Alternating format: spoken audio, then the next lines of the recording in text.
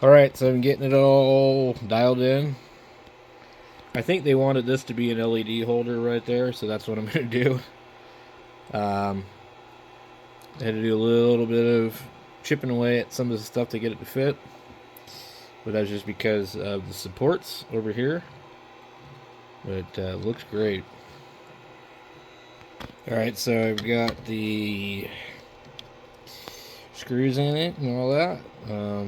And just everything went real well. I went real slow with the screws. I still actually need to snug them up because, you don't want to split the plastic after you printed it. Yep. Apparently my battery's almost dead. Anyway, that's where we're at on this one. We're getting there.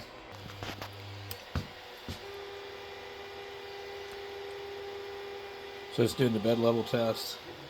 We got here. I mounted that there since there's a hole there for this spool holder.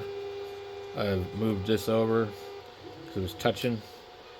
But I could probably scoot it back over. Again, the rollers are in the wrong spot, but it looks like it should work. So we're going to start printing a spool holder that I hadn't finished yet. I've got all like the parts and stuff. Anyway, it's kind of bamboo lavish, I guess. That front fan there. Definitely like that a lot better than the look of this. So I don't know if I can see any better. They still really can't see much of this nozzle.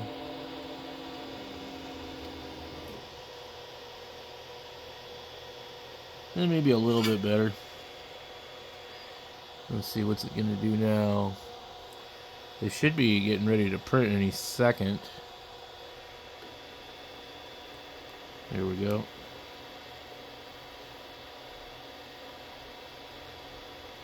Yeah, I can see it better than before. Not by a lot.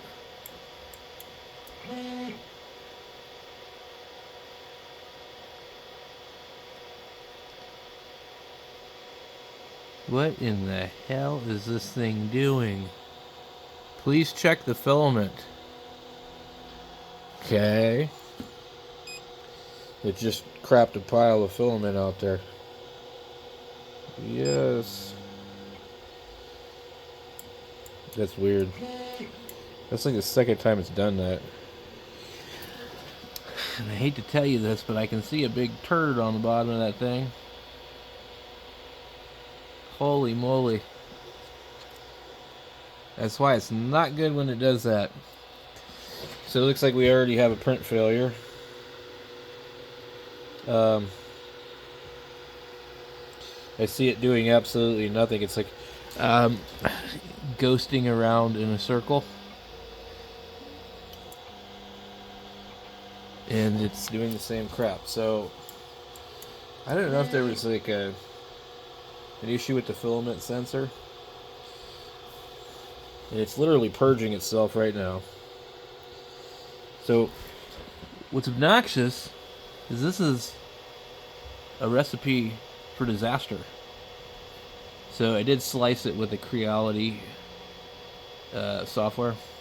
Alright, so I've had a couple of failed prints because the Z has obviously changed. So I just went ahead and adjusted it on the fly.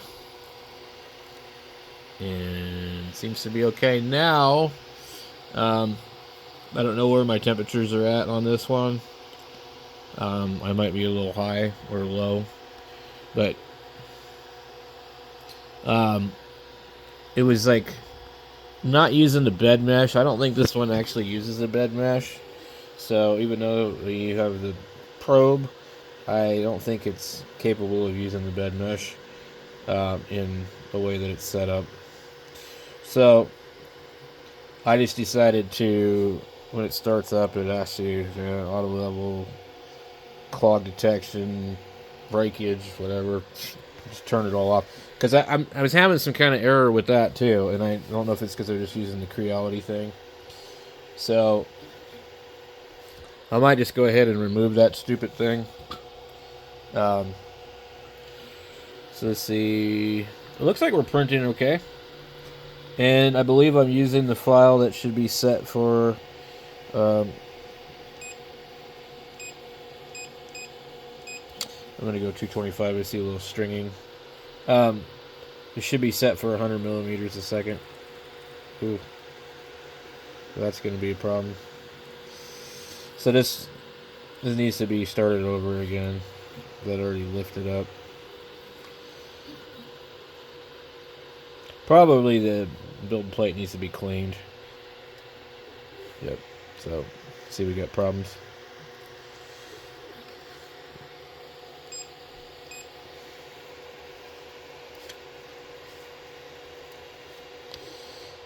But we got it working better.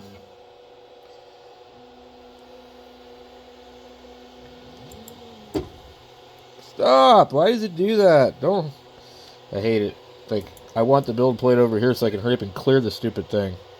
And then, of course, what it's going to do, it's going to lock it. Then I got to go in and turn the motor off. It might be a little too close on the Z.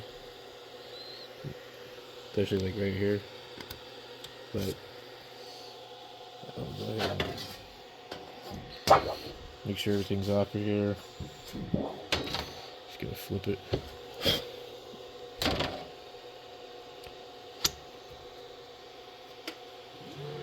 Okay.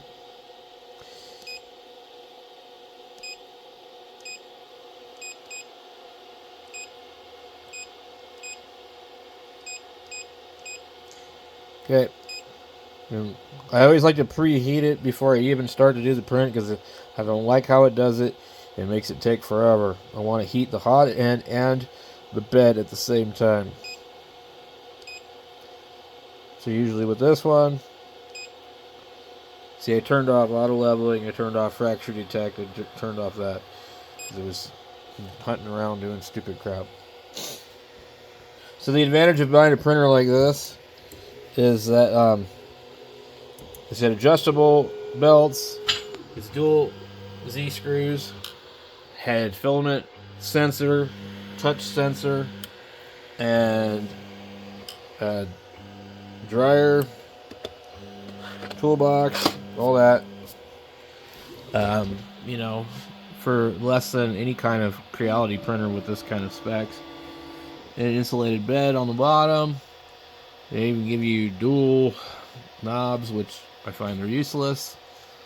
Let's see what other things does it have. That's about it. But I mean, it's a better starting point than an Ender 3 for sure. And it automatically came with this metal extruder too. Let's see how we're going to print. Are we going to do okay this time?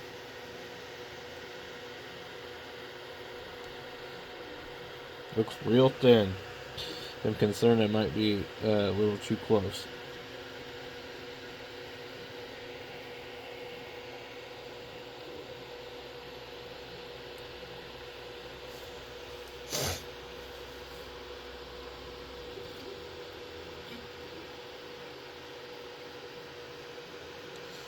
Sometimes some of these prints, man, I just really need like a brim or something, I guess. Thought this one was actually supposed to print with a skirt, but apparently not. It looks real squishy. Like, super thin. I'm kind of concerned that I might be a little too close on the Z offset. Well, we'll see.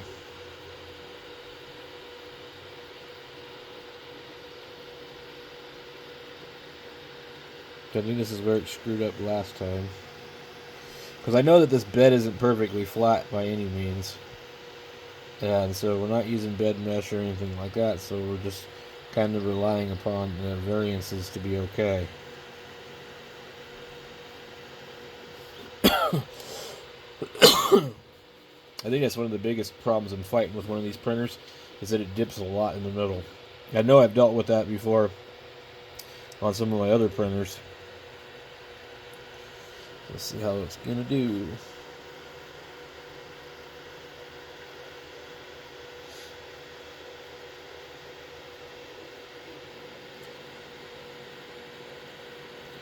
Let's look and see. I can actually watch my nozzle now. Interestingly, it looks like my enclosure is slightly tilted. I'm not sure I like that.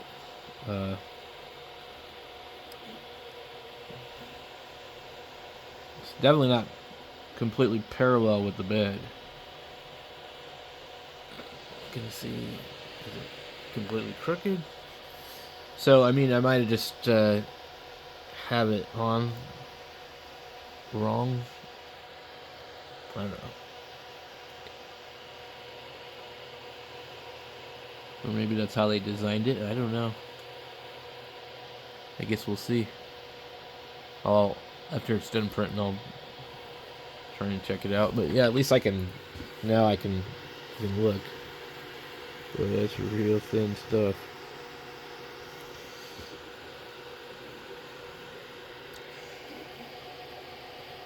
I wish this one would tell you the speed it's printing at. Oh, 100%, sure it is. That's the speed it's set at, 100%. But I know from the slicing software that the first layer or wall speed, blah, blah, blah, this and that, it's always different. So another thing where this thing usually screws up is there's some goofy little logo that it wants to print right here for the person that designed this, and it almost always screws up.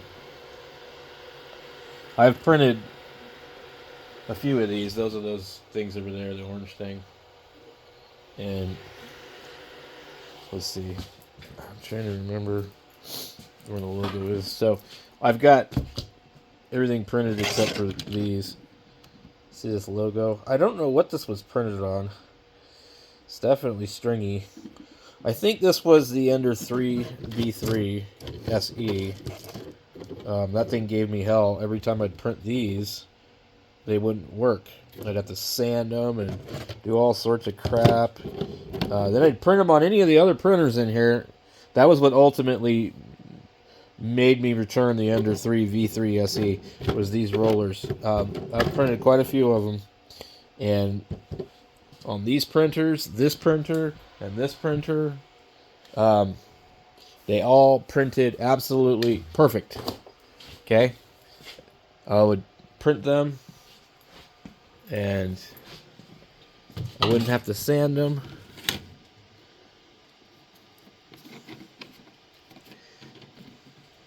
I don't know if this one, I can't tell if it's sanded. I think this one's sanded. But anyway, I printed a bunch of them. They never came out correctly on the other printer.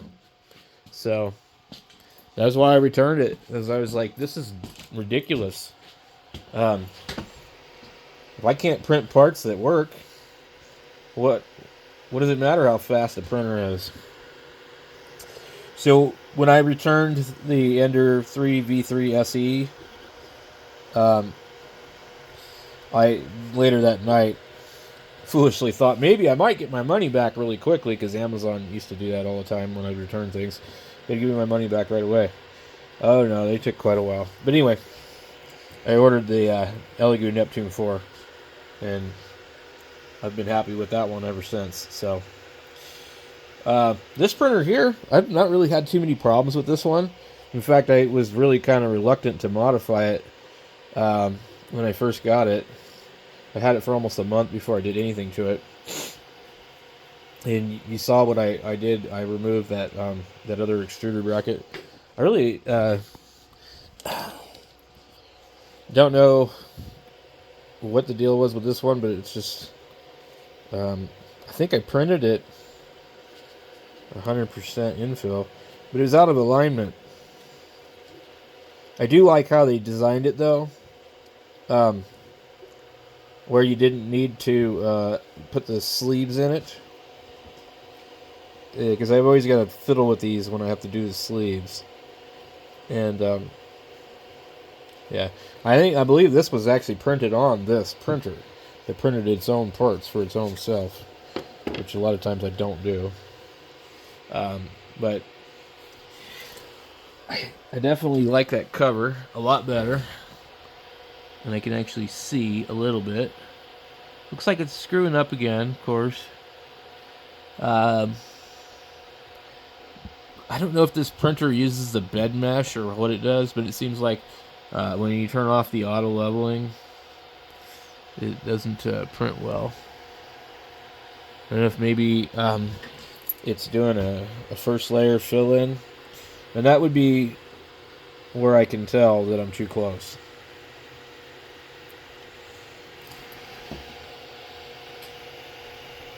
And I think that's what's going on. Actually, it's just stringing really bad, so I pulled it down a little bit. And it actually looks good if you can get rid of the stringing. So the retraction settings might be wrong. They've never been changed. The direct drive is in a different configuration than it was before. I'd say I don't think it's any closer. In fact, I cut the tube almost the same size, and it ended up too short. So I'm really not super familiar with Celsius, so I'm like, well, what is 5 degrees relative to what I know? So I'm looking through here, and I know you guys can't really see it in the camera, but it looks like just dropping it 5 degrees actually might have helped. You won't be able to really tell until this thing moves up that way a little further. But the PETG definitely can be real touchy about the temperature that it's being printed at. So let's see. It does look like it did clean it up. Now, I don't know what this stuff's supposed to be printed at. 220 plus or minus 10 degrees Celsius. There's just such weird temperatures. Like some of these are like, here's this one, 230 to 250. You know, well, that's like 220 to it'd be like 30 degrees more. And I think that's quite a bit of temperature in Celsius. So yeah, we smoothed out right here. Was where it was bad. And it's still doing it a little bit. So, and we can go down a little bit more, maybe 215.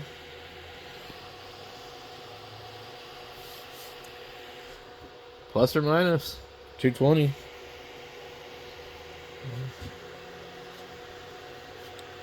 Let's see what we got going on here. Yeah, that's quite a bit of stringing. And it could just be boogers hanging on there. I see one hanging on there. So we'll let it ride for a bit. What's kind of cool is I can like actually really see up in the thing now. You can see the deal. Pretty cool.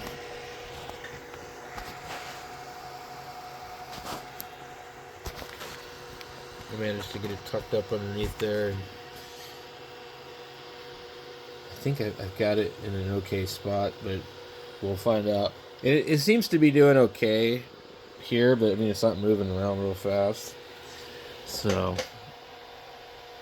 and then the LED before was like sticking out almost as low as the nozzle. So they had it like this. You see that? Right in the middle. So you're looking underneath it, and all you see is this LED. You can't see the nozzle. You can't see what the hell's going on. With this, the LED is over there. You get the light from the BL Touch too. And we can see the nozzle. So, I'm really happy about that.